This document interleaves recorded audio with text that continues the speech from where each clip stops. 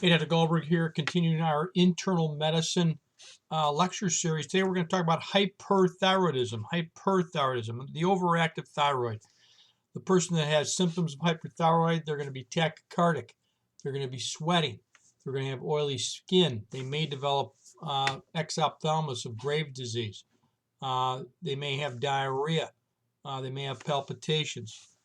These are common symptoms. Weight loss, obviously. What are the causes of hyperthyroidism in the United States? By far, Graves' disease is the most common cause in 70 to 90% of cases. Female or male ratio is about 10 to 1. This is where we see TSH receptor antibodies on follicle cells causing chronic stimulation and production of the T4 and T3.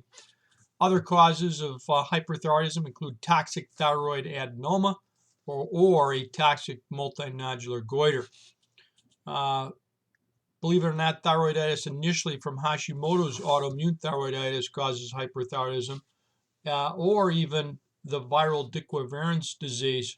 Then the thyroid becomes burned out after a while.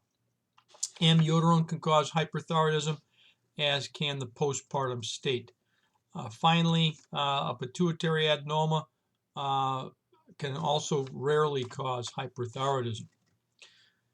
Once we've got hyperthyroidism, how do we treat it? Really hasn't changed for years. Antithyroid medications include methimazole or propylthiouracil. They both inhibit the iodination of T4 and T3.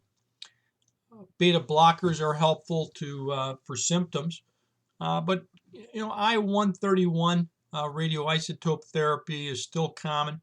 It's more successful than medications, well tolerated. But a burned out gland then produces hypothyroidism, which must be treated with lifelong, levothyroxine.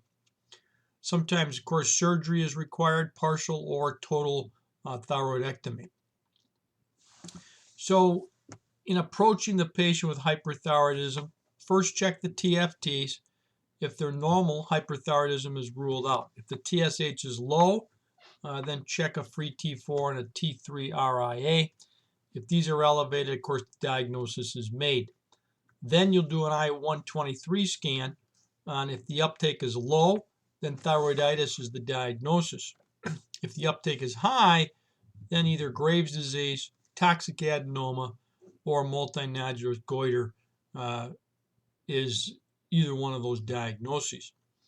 So hopefully this gives you a little rundown on hyperthyroidism. It's a disease that you're going to have to be familiar with because you will see patients with it.